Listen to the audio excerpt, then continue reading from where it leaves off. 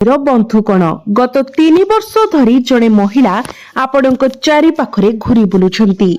आपण एही महिलांक सहित एक गभीर संपर्क रखिछंती। मोर बंधु माने आपण तांको उपरे अंध विश्वास करंती। प्रकृतरे आपण तांको प्रति एक सत्य एवं गभीर प्रेम रखंती।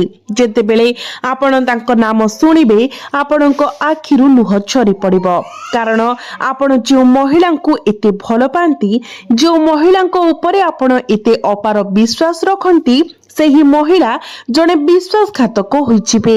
से घासरे साप प्रमाणित हेबे। आपण केबे एपरि कल्पना करि पारि नथिबे।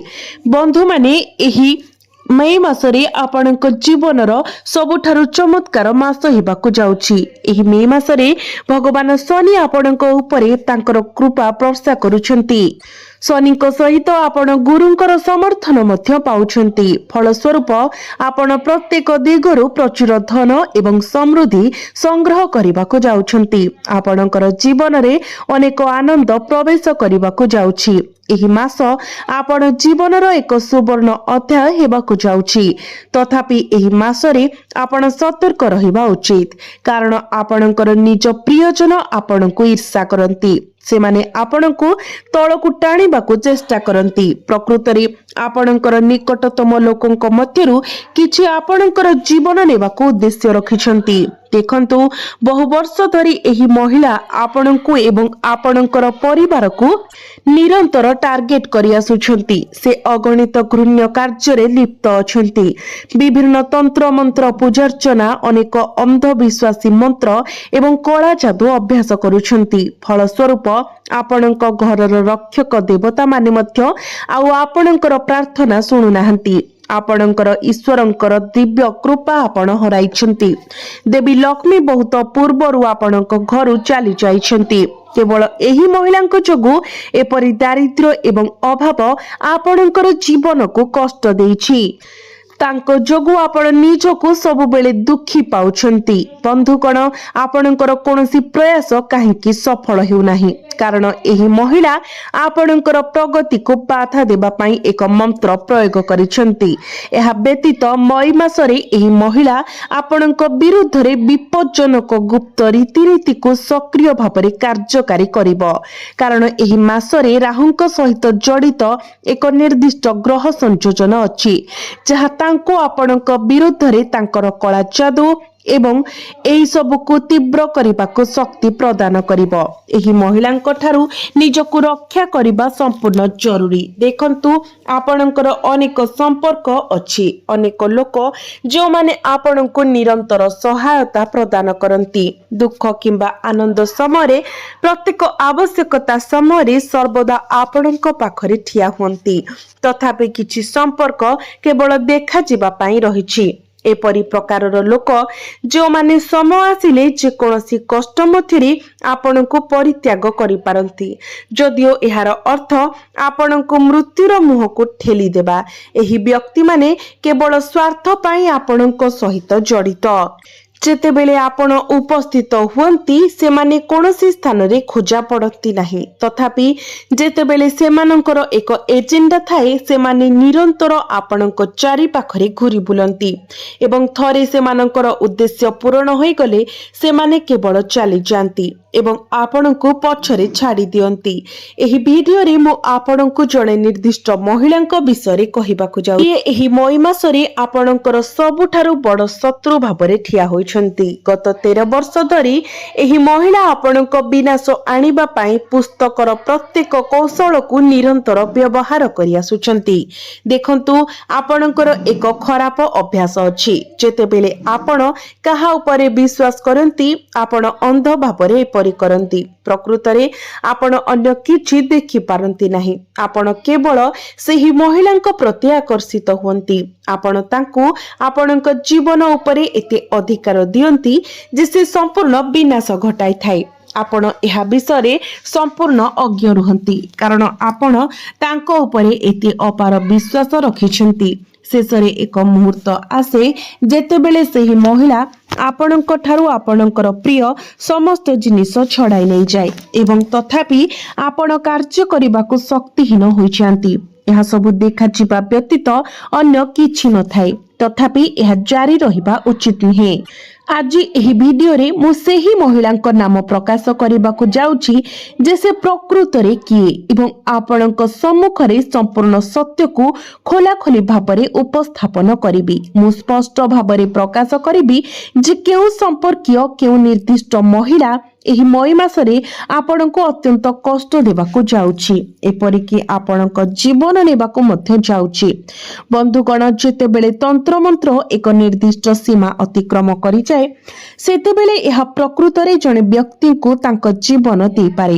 ଏପରି ଆଚରଣ ଜଣେ ବ୍ୟକ୍ତିଙ୍କୁ ପାଗଳାମୀ ଆଡକୁ ଟାଣିପାରେ, ତାଙ୍କୁ ଅସୁସ୍ଥ କରିପାରେ, ସେମାନଙ୍କୁ ଗରିବ କରିପାରେ ଏବଂ ସମ୍ପୂର୍ଣ୍ଣ ଭାବରେ ନଷ୍ଟ କରିପାରେ।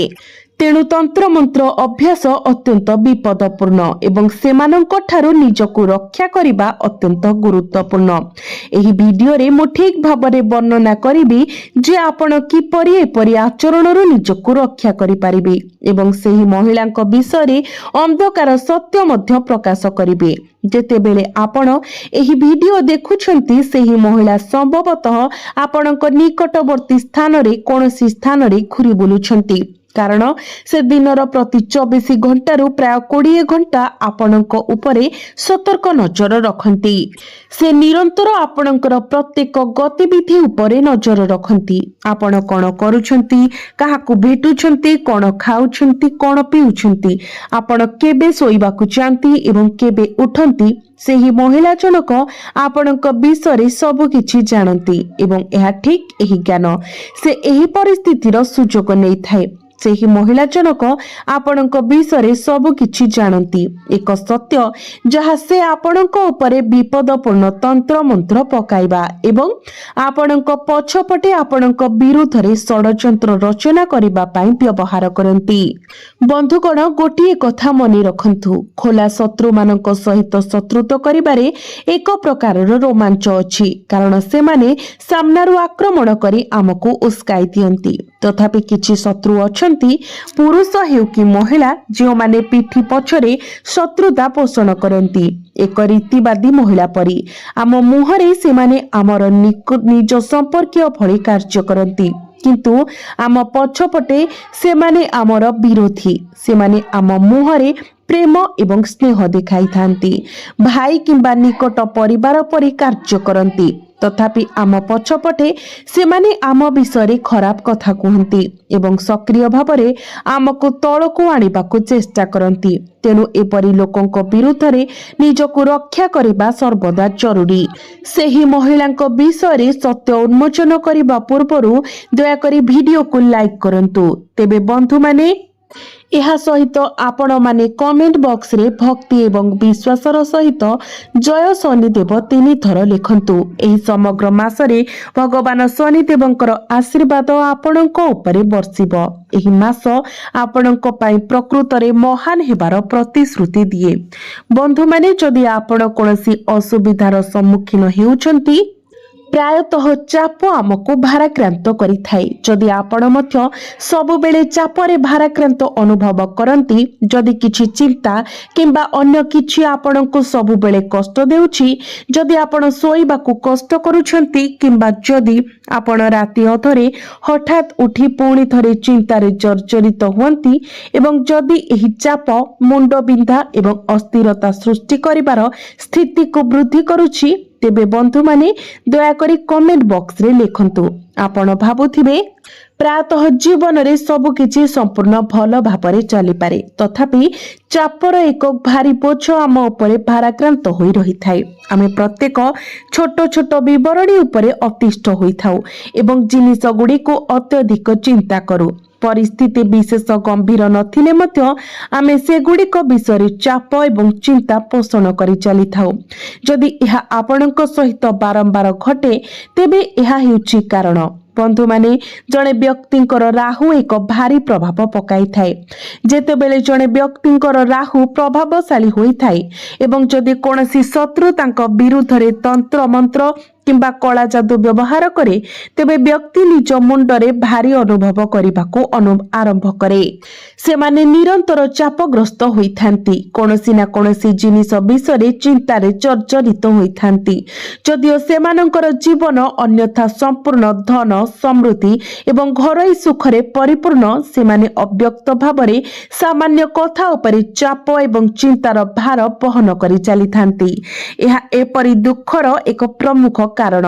केही जणे आपणक विरोधरे तंत्र मंत्र रीति करिबा द्वारा सबुठारु गुरुत्वपूर्ण परिणाम हेउछि जे प्रथम प्रभाव आपणक मन उपरे पड़िथाए। आपणकर ज्ञानात्मक क्षमता, स्पष्ट भावरे चिंता करिबार क्षमता ह्रास पाइबा आरंभ हुए। आपण आपणकर काम एवं व्यवसाय प्रयास उपरे ध्यान हराई थांती।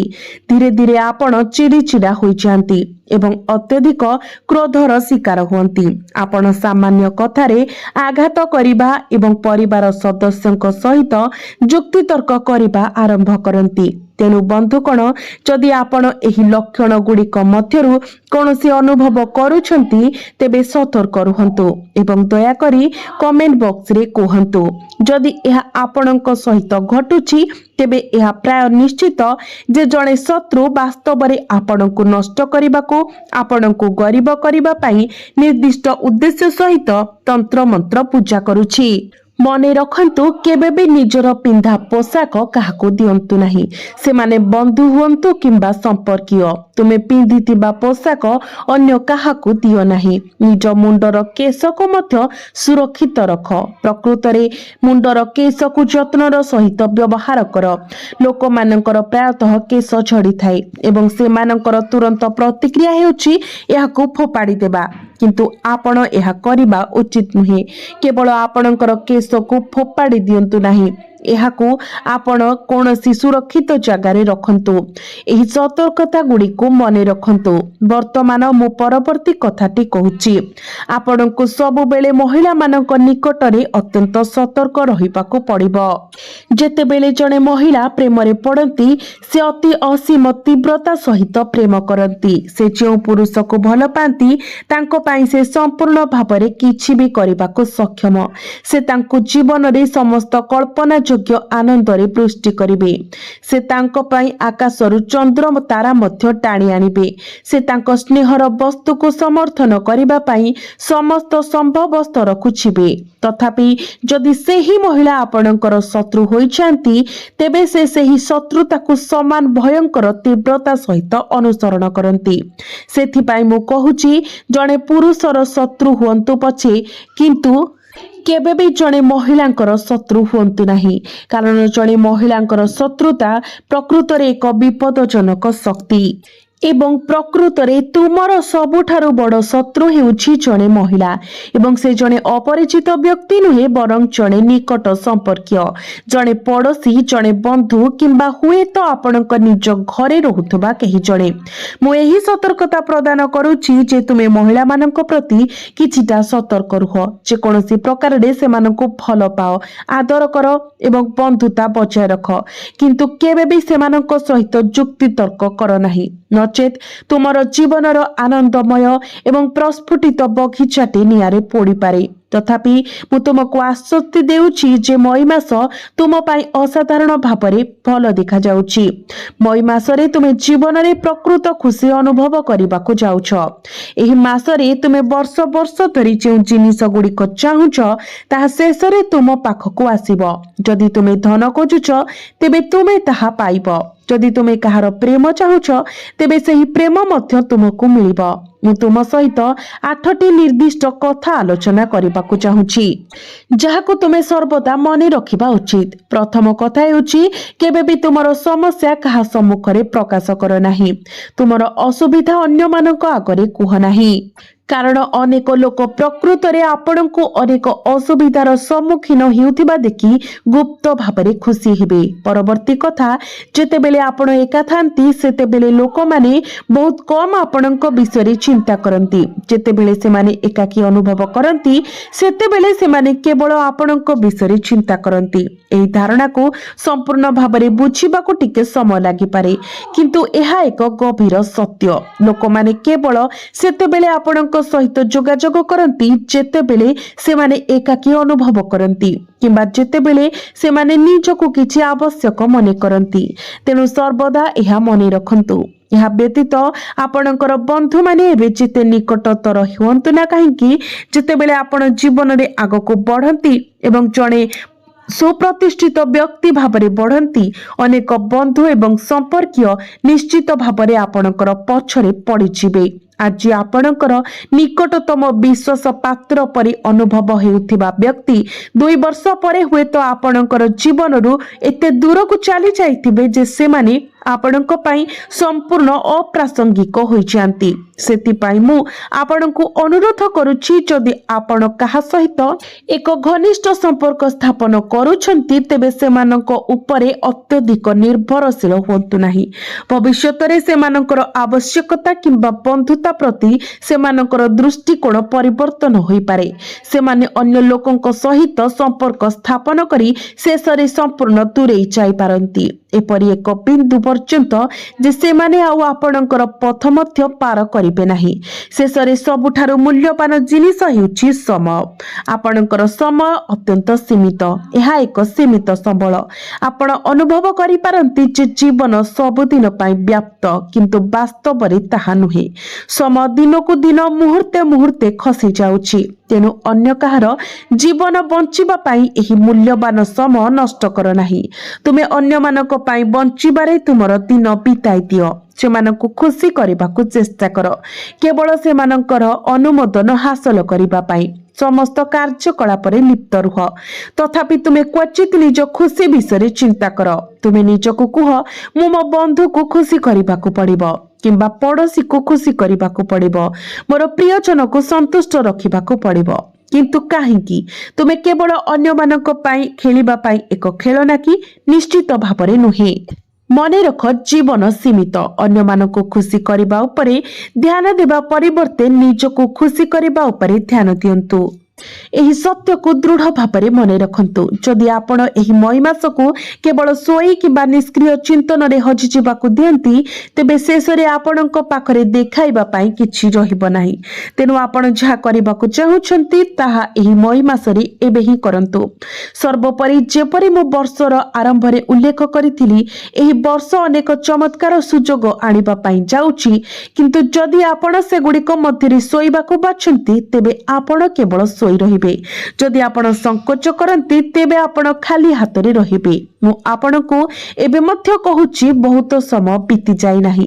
उठी पड़ंतु एवं कठिन परिश्रम करंतु। एबे मु आपणको सेई महिलांक विषय कहिबी। मु तांकर नाम प्रकाश करिबी। आपण तांको किपरि चिनिबे बहुत ध्यान देई सुनंतु। मु अनेक लोकंक ठारो वार्ता पाउछि। गरीब आत्मा जो माने विभिन्न मंत्र एवं पूजा पाठ द्वारा गभीर भावरे विचलित अनेक मते कुहंती मो पड़िसा मो उपरे मंत्र पकाइछंती। जेतेबेले अन्य माने कहती मोर संपर्कीय मते कला जादू करिसेंती। किछि घरे अजब जिनिस पाई थाए। गोटिए घरे लुहा कंटा, अन्य घरे लेंबू कला जादू करिपार समस्त लक्षण आपण देखिबे। एही जिनिस गुड़िक आज मध्य घटुछि। आपण भाबी पारंती जे एपरि जिनिस आउ घटे नाही, किंतु ताहा घटे। एवं जदि आपण निज घर को संपूर्ण सफा करंती तेबे आपण निजे किछि अजब जिनिस पाइबे। आपणकर अनेक शत्रु अछंती जो माने एही अभ्यास रे विश्वास करती। से माने पूजा पाठ एवं मंत्र करती।